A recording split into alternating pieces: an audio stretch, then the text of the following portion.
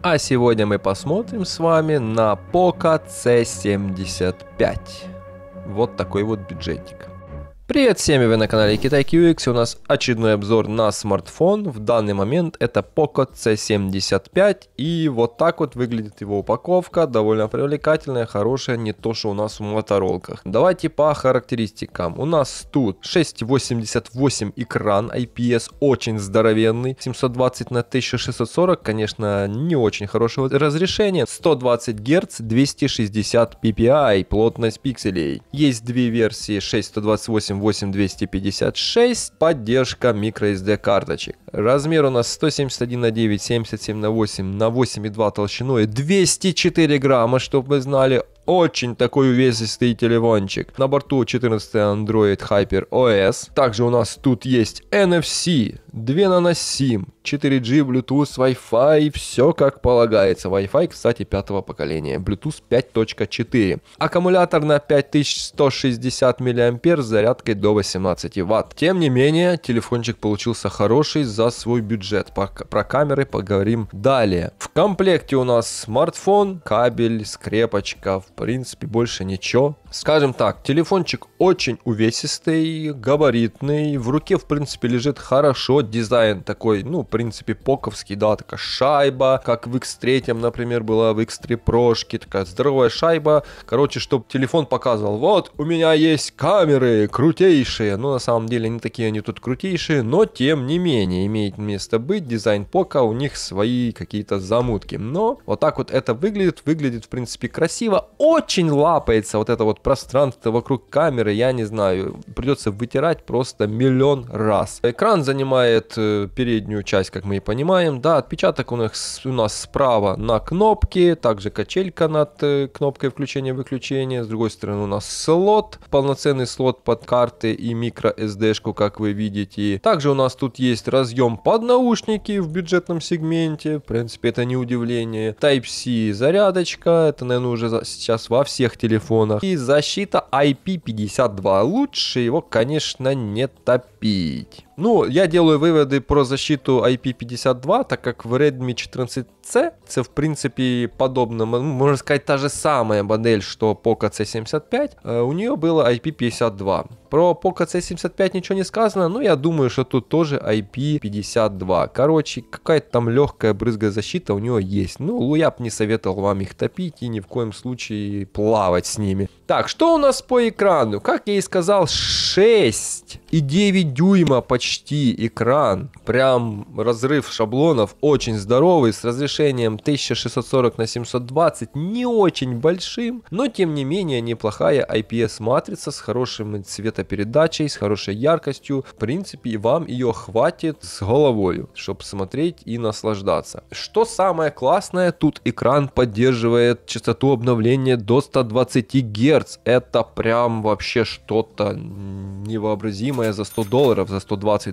То есть в своем сегменте за $120 вы получаете смартфон с здоровенным экраном, с хорошей IPS матрицей и 120 Гц. Это ж просто невообразимо. Также довольно быструю память получаете и процессор MediaTek Helio G81 Ultra. Ну, слабенький такой, там 250-60 тысяч вон тут он набирает, в принципе неплохо, можно жить, в принципе как и в Moto G24, который у нас был ранее на обзоре. Также самое можно расширить память, 6 гигабайт, сделать 8, допустим, да. Ну, как бы это не игровой смартфон, с него особо что-то там ожидать нету смысла, он работает, интерфейс довольно шустрый, к примеру PUBG можно комфортно играть на средних настройках, в принципе, как и на C75, так и на G24 на Moto. То есть 250 тысяч баллов в Antutu позволяет вам спокойно играть в PUBG на средних настройках. Да? Возможности камеры. Наверное, всех интересует, что у нас тут по камерам. 50-мегапиксельный основной модуль с диафрагмой f1.8 28 мм. В принципе, довольно неплохой. Датчик глубины на 2 мегапикселя f2.4 и вспомогательная камера. Я на нее тут смотрел,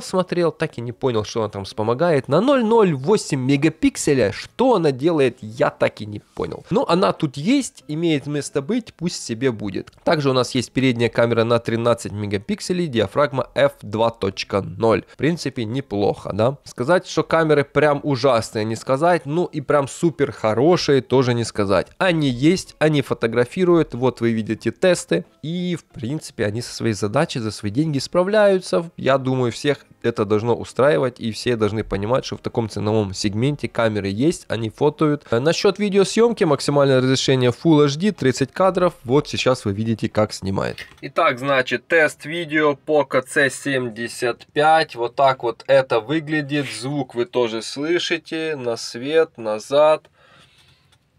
Ну, вот такое вот качество видео, я считаю, при хорошем освещении даже неплохо. Прям, я бы сказал, вообще хорошо.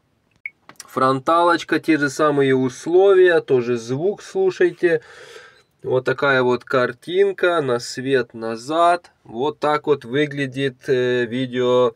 Также само Full HD 30 FPS с фронталочки. Вот так вот она справляется. Что у нас со связью, со звуком, с автономностью? Значит, связь, в принципе, полноценный лоток сим-карт. 2 симки и microSD-шку можно вставить. Все будет работать, все круто, до 512 гигабайт. Работает отлично. У нас есть на борту NFC, Bluetooth 5.4. Работает все стабильно, без нареканий. Что я могу сказать про звук? Ну, звук...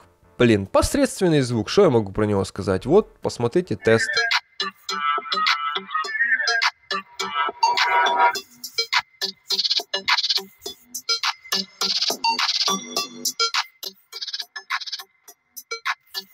Он не стерео, ну как бы что-то там далекое есть, типа что-то, но он нифига не стерео. По поводу автономности. 5160 мАh батареечка с зарядкой 18 Вт, отрабатывает хорошо, претензий к этому нету. В принципе, 2 дня можно спокойно юзать, если вы не какой-нибудь там игроман, да, можно спокойно юзать, и он выдержит. Ну, а если вы пользуетесь телефоном прямо вот так вот целый день, залипаете, соцсети, какие-то игры, то, в принципе, на 10-12 часов вам его хватит. Что я могу сказать по итогам? За бюджетный телефон в 100-120 долларов, я скажу, это хорошая труба. Можно брать, можно пользоваться, в принципе, даже и пофотать можно, и прям хорошие снимки делать. В хорошем освещении даже получается неплохое Full HD видео, ну, с такой себе стабилизацией, конечно, но, тем не менее, он снимает, он справляется, это неплохо. Фронталочка посредственно качества, экран хороший. Единственное, вот какое применение я вижу этому телефону, это вы его покупаете с здоровым экраном, смотреть сериальчики с хорошей цветопередачей, и вы смотрите себе, не знаю, там какой-нибудь ютубчик, сериальчик или что-нибудь еще. Вот какое я вижу применение этому телефону. Это не камера-фон, это не игровой телефон,